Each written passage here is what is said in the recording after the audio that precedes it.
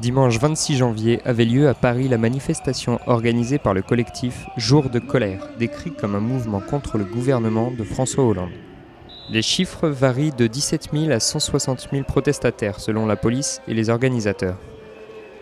Les cris « Hollande démission » et « Hollande pendaison » ont rythmé leur marche, ponctuée de slogans antisémites, homophobes et anti-journalistes. Ce mouvement se décrivait comme apolitique et pacifique.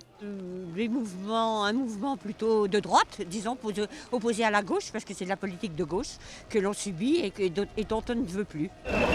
Pour les mecs, il y a la grande, la moyenne et la petite, la queue.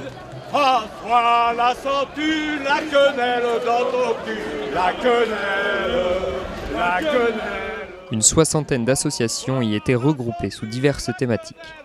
Alors il y a un groupe Liberté donc, qui réunit tout ce qui est journaliste, etc. Donc voilà, parce qu'on on considère que la liberté des Français est bafouée, donc voilà. Journaliste, fils de pute, journaliste, fils de pute. Là, vous avez entendu l'animateur, il a appelé à lyncher les gars du petit journal.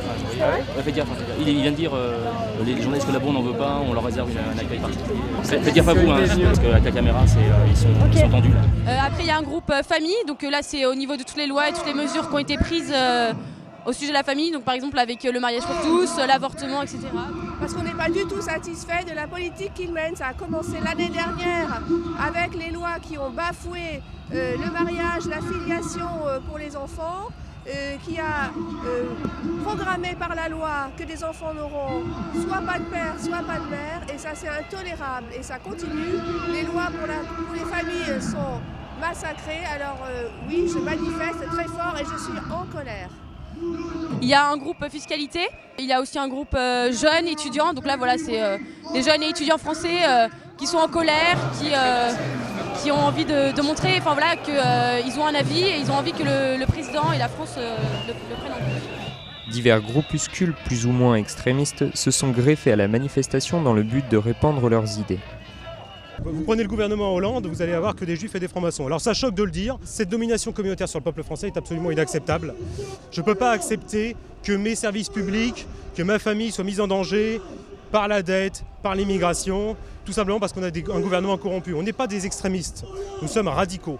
Et en tant que radicaux, on appelle l'armée à prendre l'initiative. S'ils ne le font pas, on prendra les dispositions qui s'imposent. Mais pour éviter une guerre civile, nous appelons au putsch. Voilà. Au milieu de ce fourre-tout d'idéaux et de revendications parfois contradictoires, certains viennent juste exprimer leur colère sans aucun message de haine. Les gens qui manifestent mariage antillais, tout ça, moi je suis pas descendu dans la rue pour ça. Je suis descendu vraiment pour le problème à la base, le gouvernement qui nous mène mal depuis des années. Et il y a des gens qui sont fachos qui sont là. Super. On a de liberté tout. d'expression, bien. Ça pourrait même partir en sucette entre nous, mais bon, on reste serein et on se dit que l'idée de base, elle est quand même d'essayer de faire tomber ce gouvernement pourri, quoi. Baisse la caméra. Enlève la caméra. La tension est palpable. Les efforts en matière de sécurité déployés aussi bien par le collectif que les forces de l'ordre se sont révélés justifiés tout le long de la manifestation. Ils protégeaient autant les personnes extérieures au mouvement que les manifestants eux-mêmes.